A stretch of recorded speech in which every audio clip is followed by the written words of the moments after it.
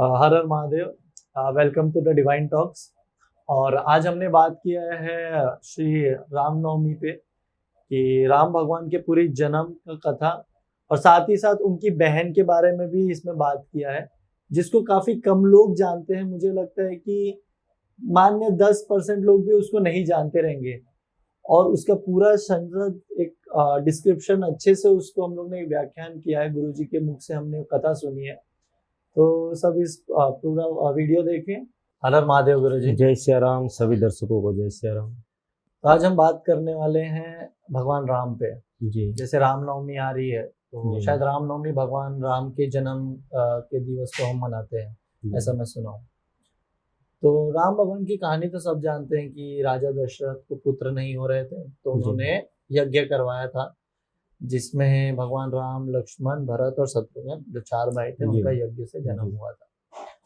पर मैंने बहुत सारे कुछ कथाओं से और गुरुओं से सुना है कि उनकी कोई बहन भी थी, जिनके बारे में मुझे इतना पता नहीं चला है और कहीं बहुत कम सुनने भी मिलता है। तो मुझे ये कहानी के विस्तार में आप बता सकते हैं कि राम के जन्म की पूरी कहानी और उनकी बहन के बारे में मुझे कहानी पूरा विस्तार में आप बताएंगे तो अच्छा रहेगा। जी जरूर। मैं आपने तो बहुत कहते हैं ना कि गूढ़ रहस्यों में चल करके अपने प्रश्न किया, जो कि काफी लोगों को ये जानने की बहुत इच्छुकता होती है कि क्या सही में श्री राम जी की कोई बहन थी। हाँ। तो आपने बहुत बड़ा मार्मिक प्रश्न किए हैं। तो मैं आपको जितना हमें गुरु जी की कृपा और हनुमान जी कृपा है मैं आपको बता सकता हूँ, तो बताता हूँ। तो जैसे कि आपने प्रश्न किया कि राम जी के जन्म, तो मैं राम जी के जन्म के पहले माँ कौशल्या जी के गर्भ से एक संतान माने एक पुत्री की प्राप्ति हुई थी, जिनका नाम था शांति। कहीं कहीं शांति कहते हैं, कहीं कहीं उनको शांता कहा जाता है। तो ऐसे ऐसे पुराणों में वर्णन आता है। तो एक बार क्या हुआ था कि एक अंग देश के एक राजा थे जिनका नाम था रोमपाद, और उनका और चक्रवर्ती सम्राट जी जो महाराज दशरथ जी थे, दोनों जन आपस में मित्र थे। तो मित्र होने के नाते महाराज दशरथ जी के अंदर ज्ञान भी था, दया भी बहुत थी उनको। वो किसी के भाव, किसी को कभी अपने जीवन में उन्होंने कष्ट नहीं पहुंचाया था, और भगवान नारायण के परम भक्त थे। तो वो मित्रों के लिए बहुत कुछ कर जाते थे। उनकी महात्मा का जितना वर्णन करूं उतना कम है। तो मैं आपको संक्षेप में उनका परिचय मैं आपको दिया। तो उनके जो मित्र थे रोमपाद जी, ते दोनों आपस में दोनों जन मित्र थे। तो रोमपाद जी का जो राजा थे उनका मुंह उतरा हुआ था। तो महाराज दशरथ जी ने पूछा कि मित्र क्या बात है, तुम बहुत उदास हो। तो रोमपाद जी ने कहा कि कई वर्ष हो गए हैं, अभी तक मुझे कोई संतान नहीं है और लोग मुझे अनेकों प्रकार से उपहास करते हैं। तो महाराज दशरथ जी कहते हैं कि ठीक है, तुम चिंता मत करो, मैं तुम्हें हमारी एक बेटी है, मैं तुम्हें बेटी दान करता हूँ। तो वो रोमपाद जी को उन्होंने अपना पुत्री जो है दान किया, तो वो गोद ले लिए थे। गोद लेकर के तो फिर धीरे धीरे जब रोमपाद जी के देश में अकाल पड़ गया था, अंग देश में काफी अकाल पड़ा, तो बारिश होना बंद हो गया, फसल उगना बंद हो गया, माने चारों तरफ अकाल ही अकाल पड़ा था। तो फिर उन्होंने अपने गुरु से प्रश्न किया कि गुरु जी आप ये बताइए कि ये अंग देश में जो अकाल पड़ा है, ये अकाल कैसे खत्म होगा। तो गुरु जी ने उनके उत्तर दिए कि राजन, एक ऋषि श्रृंगी करके हैं, अगर आपके यज्ञ आकर के अंग देश में अगर वो यज्ञ करते हैं, जो कि वो विभाडक एक मुनि थे, उनके पुत्र थे, और वो उनको लेकर के वो जंगल में रहा करते थे। उनको लेकर के वो जंगल में रहते थे कि संसार की जो वस्तु है, या स्त्री हो या कोई भी चीज का प्रकार, कोई भी वस्तु उनको आकर्षित ना कर सके, या हमारे जो पुत्र हैं ऋषि श्रृंगी, वह इन सारे वस्तुओं विषय भोग से काफी दूर रहें, काफी तपस्या करें, जिससे कि भगवान की प्राप्ति हो। ये उनकी सोच थी। तो अंग देश के जो राजा रोमपाद जी थे, तो बोले कि वो तो उनको बुलाया कैसे जाएगा। तो उनके गुरु ने कहा कि वो आने वाले तो है नहीं, लेकिन भगवान अगर इसमें कृपा करें तो आप स्त्रियों के द्वारा तो आ नहीं सकते हैं, क्योंकि स्त्रियों को तो जानते नहीं। तो गुरु जो थे वो रोमपाद जी को अनेकों बताए कि आप स्त्रियों को भेजो जो कि साधु भेष में हो करके उनको मोहित करे, धीरे धीरे फिर उनको स्त्री के रूप में ला करके किसी तरह ये कहानी बहुत बड़ा विस्तार में है, तो मैं इस चीज को लेकर कभी दूसरे दिन मैं चर्चा करूंगा, तो मैं आपको संक्षेप में बता देता हूँ। तो ऋषि श्रृंगी को बुलाया गया, वो स्त्री को प्रति मोहित हो गए। जब वो आए अंग देश में तो यज्ञ किए, माने उनको अपना पुत्री से, माने रोमपाद जी ने शांति का विवाह ऋषि श्रृंगी से कराया गया। तो करा दिया गया, तो फिर वही ऋषि श्रृंगी जो थे यज्ञ किए, जिससे पूरा वहां का अकाल खत्म हुआ। तो अकाल खत्म जब हुआ तो वहां पे जमीन से फसल उगने लगे, बारिश होने लगे, सुख शांति का वातावरण हो गया। इसी तरह वहां का सुख शांति का वातावरण हुआ। तो अब हम आते हैं राम जन्म पे।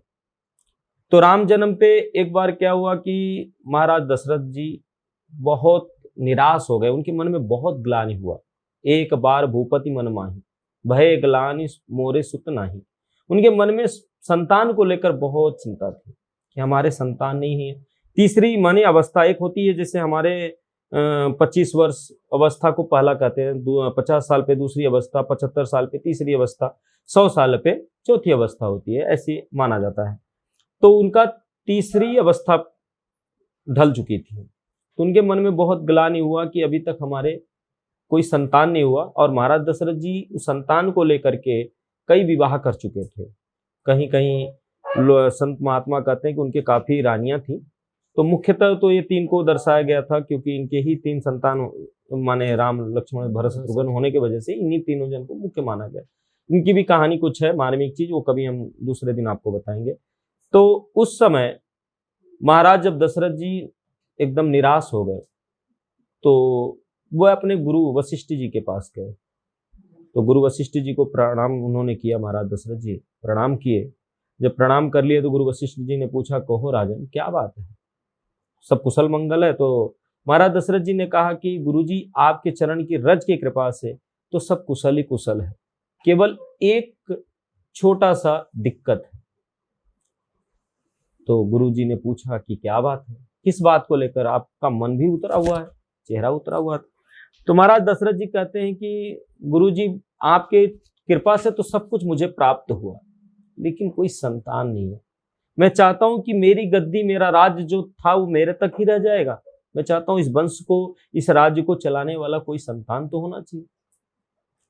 गुरु वशिष्ठ जी ने ध्यान लगाया, ध्यान लगाकर कहते हैं, राजन तुम्हें एक संतान नहीं, एक पुत्र नहीं, आपको 4 पुत्र होंगे। तो महाराज दशरथ जी ने पूछा, गुरुजी वो कैसे, कब होंगे, कैसे होंगे, वो बताने का कृपा करें। तब गुरु वशिष्ठ जी ने कहा कि आप एक काम करो, ऋषि श्रृंगी को बुलवा करके पुत्र कामेष्टि का यज्ञ करवाओ। अच्छा, उनके अपने दामाद जी को, अपने दामाद जी को बुलवाओ। हाँ, अपने दामाद जी को बुलवा करके उनके हाथों से यज्ञ करवाओ।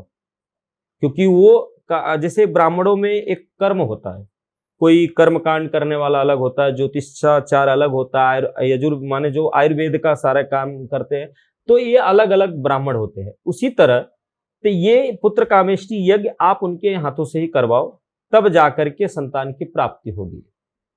तब महाराज दशरथ जी बोले कि ठीक है, तब हम अपने मित्र रोमपाद जी से कहते हैं, जिसके द्वारा अपने दामाद को मुझे मेरे पास भेज दें, तो मेरा भी तो दामाद है।